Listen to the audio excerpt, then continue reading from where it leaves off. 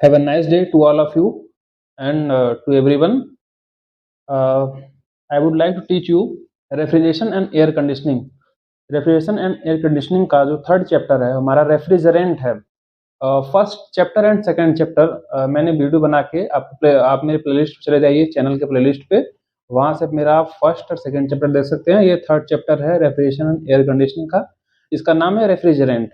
तो आइए हम रेफ्रिजरेंट के बारे में बात करते हैं। रेफ्रिजरेंट होता क्या है और इसका वर्क क्या है, इसका फंक्शन क्या है। तो जो रेफ्रिजरेंट होता है वो क्या करता है, वो जहाँ पे लो टेम्परेचर है, लो टेम्परेचर से हीट को एब्जॉर्ब कर लेता है, और जहाँ पे हाई टेम्परेचर है वहाँ पे हीट को रिलीज कर देता है।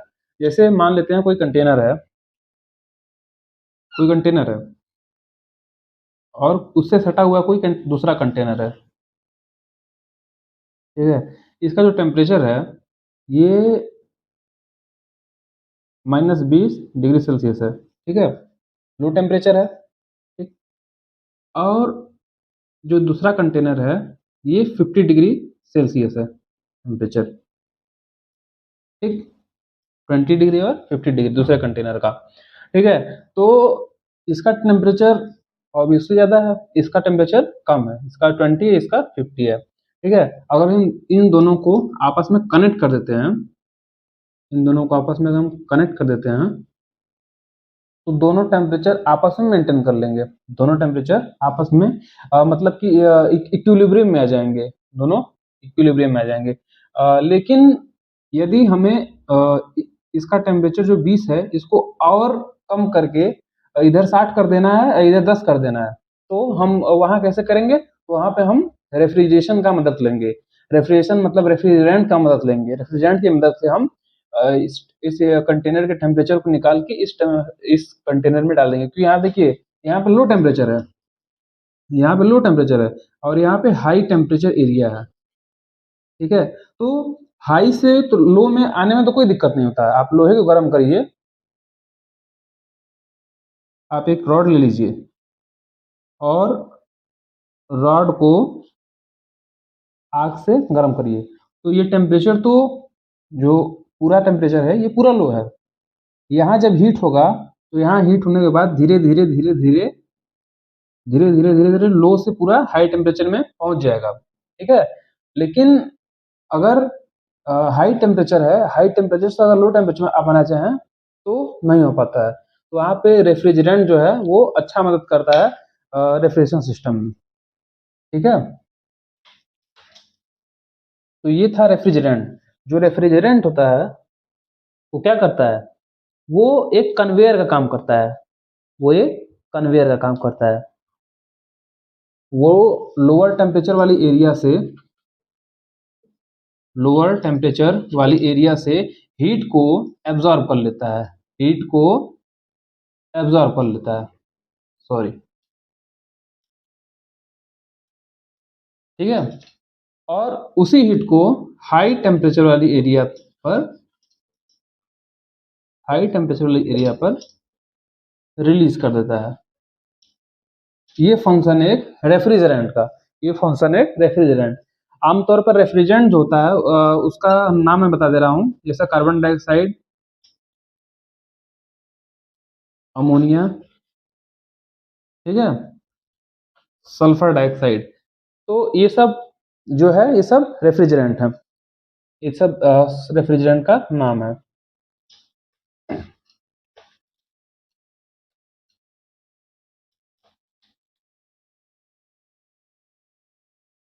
रेफ्रिजरेंट को दो कैटेगरी में बांटा गया है। पहला जो है वो है प्राइमरी रेफ्रिजरेंट, प्राइमरी, और दूसरा जो है वो है सेकेंडरी,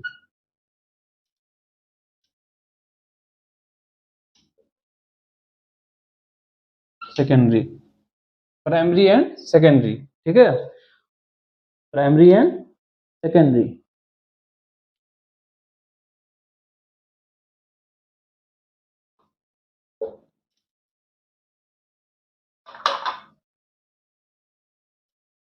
ठीक, तो प्राइमरी में भी कई पार्ट हैं, प्राइमरी के 5 पार्ट होते हैं।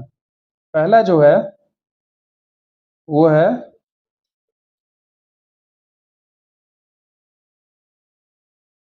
हेलोकार्बन। दूसरा जो है वो है एजियोट्रॉप। तीसरा जो है वो है इनऑर्गेनिक। ठीक। चौथा जो है वो है हाइड्रोकार्बन।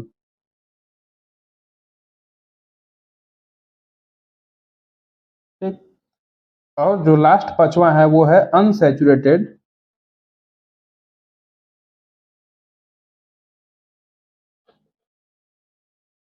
Organic refrigerant. ठीक है, तो ये 5 नाम है जो कि प्राइमरी रेफ्रिजरेंट में आते हैं। प्राइमरी रेफ्रिजरेंट में ये 5 रेफ्रिजरेंट आते हैं। और जो सेकेंडरी रेफ्रिजरेंट है, और जो हमारा सेकेंडरी रेफ्रिजरेंट है वो क्या है, वो कूल्ड किया जा रहा है प्राइमरी रेफ्रिजरेंट द्वारा। जो सेकेंडरी रेफ्रिजरेंट होता है हमारा, वो प्राइमरी रेफ्रिजरेंट के द्वारा कूल किया जाता है, वही हमारा है सेकेंडरी रेफ्रिजरेंट। इसके कोई पार्ट नहीं होते हैं। ठीक है, तो ये हमारा हो गया टाइप्स, रेफ्रिजरेंट का टाइप। आते हैं अपने अगले टॉपिक में। अगला टॉपिक है हमारा कि रेफ्रिजरेंट का प्रॉपर्टीज ऑफ रेफ्रिजरेंट।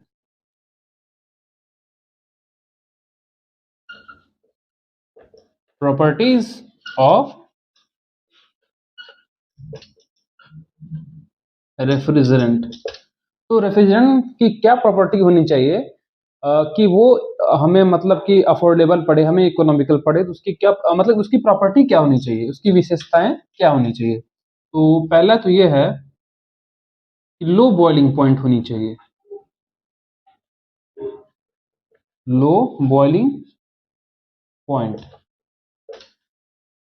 जो रेफ्रिजरेंट होता है उसके उबलने की जो पॉइंट होती है वो बहुत ही लो होना चाहिए। जितना ही लो रहेगा उतना ही हमारे लिए वो फायदेमंद रहेगा, उतना ही ज्यादा वो टेम्परेचर को कम से कम कर सकता है। जैसे कोई ग्लास है,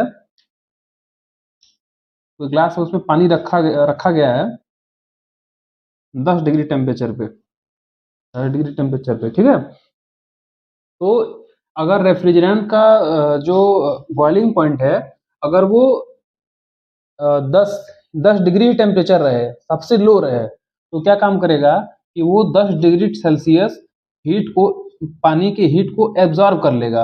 एब्जॉर्ब करके मान लीजिए कि इस पाइप के थ्रू रेफ्रिजरेंट फ्लो कर रहा है। ठीक है, अब वो टेम्परेचर को एब्जॉर्ब किया।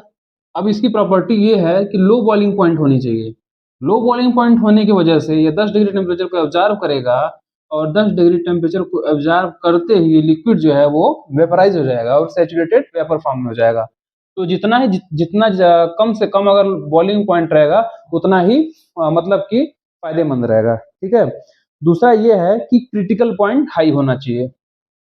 High critical point.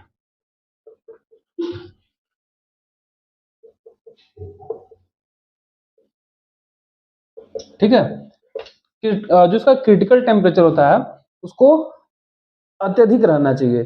Critical temperature मतलब क्रिटिकल पॉइंट। क्रिटिकल पॉइंट क्या होता है? क्रिटिकल पॉइंट एक ऐसा पॉइंट होता है जो कि मैंने वो वेपर डोम में बताया था। वेपर डोम में जो सबसे ऊपर वाली पॉइंट होती है, जो ये वेपर डोम था हमारा पीएच डायग्राम में, वो जो ये पॉइंट होती है इसको बोलते हैं हम critical point. Critical point, saturated solid line, saturated liquid line. ठीक है sorry, saturated vapour line, saturated liquid line. तो ये क्रिटिकल पॉइंट है। तो क्रिटिकल पॉइंट हमारा अत्यधिक हाई होना चाहिए। जितना हाई रहेगा उतना ज्यादा हमें रेफ्रिजरेशन इफेक्ट मिलेगा। तो क्रिटिकल पॉइंट उसका हाई ही रहना चाहिए। High latent heat of vaporisation. जो उसका लेटेंट हीट होता है,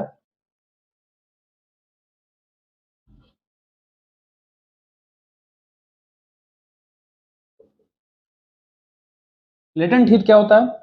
सेंसिबल हीट, लेटेंट हीट मैंने पहली वीडियो में बताया था आपको कि सेंसिबल हीट क्या होता है कि जिसको हम सिर्फ महसूस कर सकें, सेंस कर सकें। और लेटेंट हीट होता है जो कि गुप्त उष्मा होती है, जो कि मतलब दिखाई न दे हमें। ठीक है, तो जिसका लेटेंट हीट होता है उसको हाई होना चाहिए। लेटेंट हीट हाई रहेगा तो ज़्यादा से ज़्यादा रेफ्रिजरेशन का इफेक्ट मिलेगा हमें। लेटेंट हीट क्या होता है? लेटेंट हीट वो हीट होती है जो कि अगर एक बीकर में आपने आइस रखा है और वो 0 डिग्री सेल्सियस पे है, ठीक है, उसको आपने हीट दी। अब वो 0 डिग्री सेल्सियस से 0 डिग्री सेल्सियस में ही रहेगा, परंतु वो पानी में कन्वर्ट हो जाएगा। स्टेट तो चेंज किया परंतु टेम्परेचर चेंज नहीं हुआ। लेकिन यहाँ पे हीट तो कंटिन्यूसली जा रहा है, हीट वैल्यू कंटिन्यूसली जा रहा है, तो यहाँ पे जो हीट है वो गुप्त तरीके से रहेगा, वो दिखाई नहीं देगा। इसी को हम लेटेंट हीट बोलते हैं। तो लेटेंट हीट हमारा अत्यधिक हाई होना चाहिए। अगला पॉइंट क्या है? अगला पॉइंट ये है कि नॉन करोजिव और नॉन फ्लेमेबल होना चाहिए। Non करोजिव, non flammable.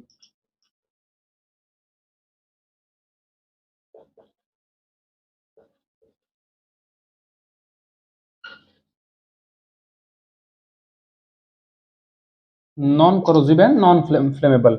करोजिव क्या होता है? करोजिव का मतलब होता है कि जब मेटल के साथ रिएक्ट करके, केमिकली रिएक्ट करके वो करोड कर देते हैं मेटल को, तो नॉन करोजिव होना चाहिए। मतलब वो नेचर में नॉन करोजिव हो। अगर करोजिव होंगे तो वो जो रेफ्रिजरेशन इफेक्ट होता है, जो रेफ्रिजरेंट होते हैं उनमें पाइप जो लगे होते हैं, वो क्या करेंगे, पाइप जो है वो मेटल की बनी होगी, मेटल क्या करेंगे, सब करोड कर जाएंगे। तो नॉन करोजिव होना चाहिए। नॉन फ्लेमेबल, कहीं ऐसा ना हो कि कहीं लीकेज हो रेफ्रिजरेशन का और वहां पे आग आग पकड़ ले, तो उसको फ्लेमेबल ना होना चाहिए, नॉन फ्लेमेबल होना चाहिए रेफ्रिजरेंट को।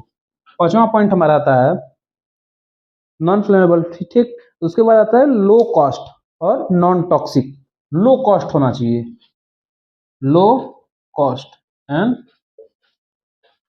नॉन टॉक्सिक, ठीक। लो कॉस्ट क्या मतलब है कि कम से कम प्राइस उसकी होनी चाहिए, रेफ्रिजरेंट की कम से कम प्राइस होनी चाहिए। पता लगा कि रेफ्रिजरेंट का हाई प्राइस हो और हम रेफ्रिजरेंट मतलब कि खरीदने में खरीद ही ना पाए, उतना अफोर्ड ही ना कर पाए, तो क्या मतलब रहा रेफ्रिजरेंट का हाई कॉस्ट होने के लिए? से लो कॉस्ट होना चाहिए रेफ्रिजरेंट का। और नॉन टॉक्सिक होना चाहिए। नॉन टॉक्सिक का मतलब ये है कि कहीं ऐसा ना हो कि हम फूड वगैरह खाने के आइटम रखे हैं फ्रिज में और कहीं से लीकेज हो जाए तो हमें मतलब कि हमें वो इफेक्ट पड़ जाए, हमारी जान भी जा सकती है। तो ऐसा ना होना चाहिए, वो टॉक्सिक नहीं होना चाहिए, जहरीला नहीं होना चाहिए वो, ठीक है। अगला पॉइंट क्या है? नॉन टॉक्सिक हो गया। ऑडियोरलेस and easily mixable. ऑडियोरलेस,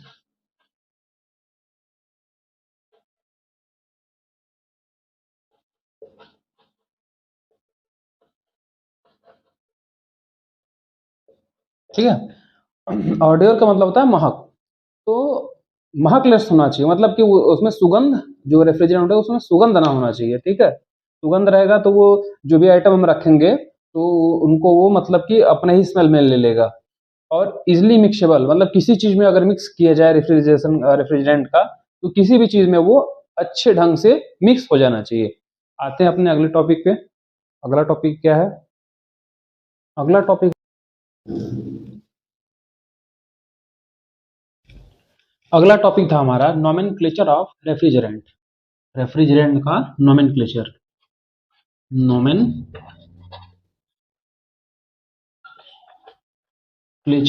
of refrigerant.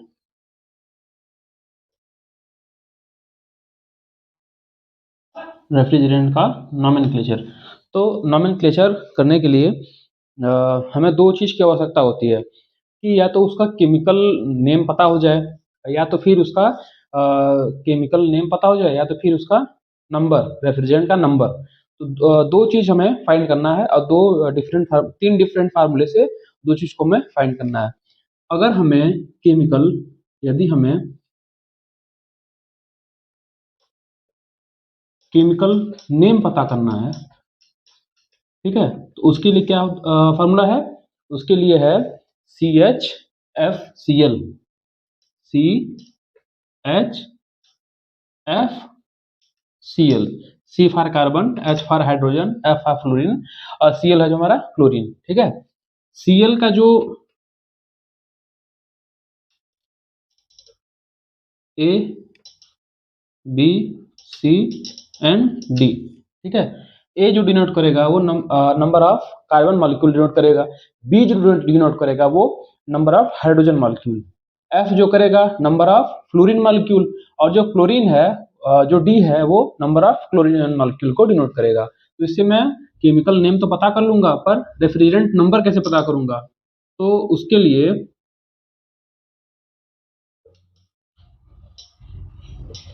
Refrigerant number, ठीक है, तो उसके लिए दो फार्मूले होते हैं। पहला तो ये होता है B plus C plus D is equal to 2a+2।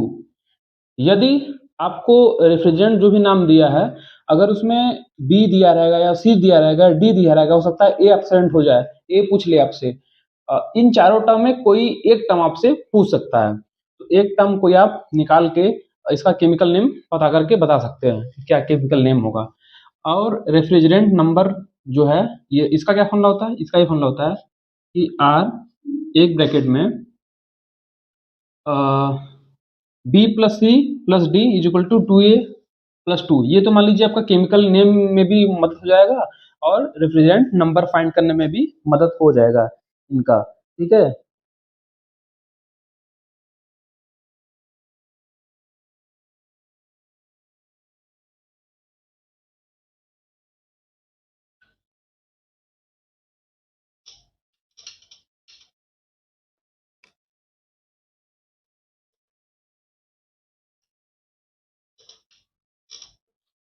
ठीक है, तो ये फार्मूला जो हमारा है रेफ्रिजरेंट नंबर फाइंड करने के का ये फार्मूला है हमारा। रेफ्रिजरेंट नंबर फाइंड करने का ये फार्मूला है, ठीक है। RA-1 एक ब्रैकेट में B+1 इंटू सी, RA-1 B+1 इंटू सी। तो इन सब चीज़ों को समझने के लिए हम आइए एक एग्जाम्पल की मदद से आपको रेफ्रिजरेंट का नंबर पता कराना बता दूं मैं आपको, और केमिकल नेम भी कैसे पता होता है मैं आपको बता दे रहा हूँ। तो कोई एक एग्जाम्पल ले लेते हैं, कोई एक एग्जाम्पल ले लेते हैं, डाइक्लोरो टेट्राफ्लोरोइथेन, डाइक्लोरो टेट्राफ्लोरोइथेन, डाइक्लोरो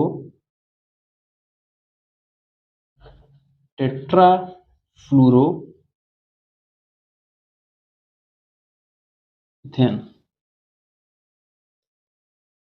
ठीक है। ठीक, तो ए क्या है? ए कार्बन है, नंबर ऑफ कार्बन मॉलिक्यूल। तो इसमें हमें कहीं कार्बन दिखा? ठीक है, कहीं कार्बन दिखा इसमें? कहीं कार्बन नहीं दिखा। तो कार्बन हमें फाइंड करना है, नंबर ऑफ कार्बन मॉलिक्यूल में फाइंड ही करना है।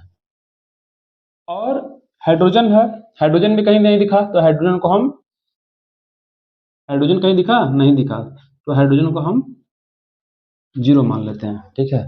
फ्लोरीन, फ्लोरीन कितना है? टेट्राफ्लोरीन, टेट्रा का मतलब होता है 4, टेट्रा का मतलब होता है 4। यहाँ फ्लोरीन के आगे लिखा है टेट्रा, टेट्रा का मतलब होता है 4। तो जो फ्लोरीन हो गया वो हो गया हमारा 4।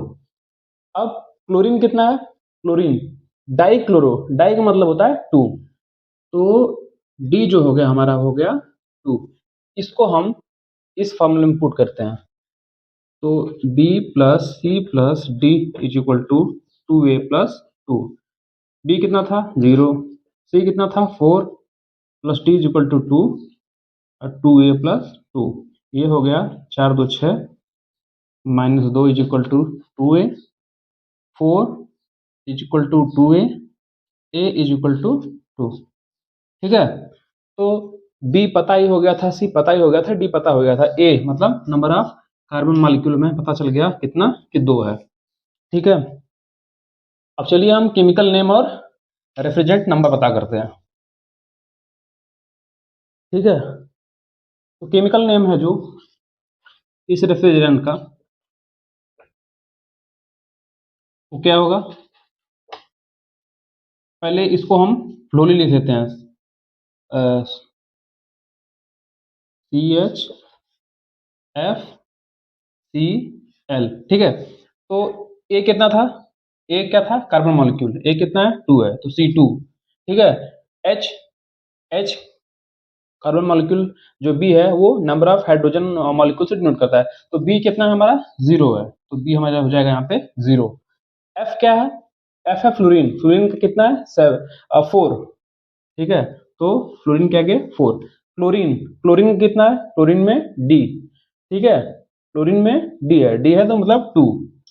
तो जो इसका केमिकल नेम होगा वो होगा C2H0F4 और Cl2, ठीक है, C2H0F4Cl2, ये हो गया हमारा केमिकल नेम। अब H0 है तो H का कोई मतलब ही नहीं है यहाँ पे रखने का, तो C2F4Cl2, ये हो गया हमारा chemical name of the refrigerant dichlorotetrafluoroethane का, ठीक है, तो ये केमिकल नेम हो गया। अब आते हैं हम रेफ्रिजरेंट नंबर पे, ठीक है, रेफ्रिजरेंट नंबर पे आते हैं हम।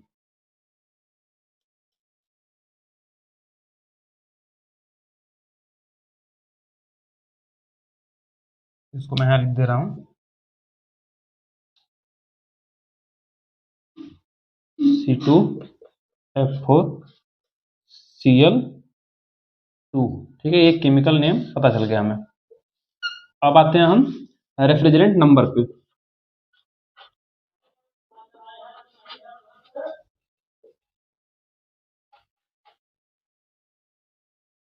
रेफ्रिजरेंट नंबर पे, तो रेफ्रिजरेंट नंबर का फॉर्मूला ये होता है, तो लगाइए, अप्लाई करिए फॉर्मूला B+1C, ठीक है, R, ए कितना था, A2 था, तो 2 - 1, बी कितना था, बी था 0, तो 0 + 1, सी कितना था, सी था 4, ठीक है, तो 2 - 1 मतलब 1, ये 1 हो गया और ये 4 बचा, तो ये R114, R114, ये हो गया हमारा रेफ्रिजरेंट नंबर। रेफ्रिजरेंट नंबर पता करने का ये स्टेप है, ठीक है। तो इस एग्जाम्पल के जरिए मैंने आपको केमिकल नेम रेफ्रिजरेंट का बता दिया और रेफ्रिजरेंट नंबर भी बता दिया कैसे निकाला जाता है। तो मैं ऐसा करता हूँ कि आपको वीडियो अच्छा लगा होगा। हमारे चैनल पे आने के लिए आप सभी को धन्यवाद।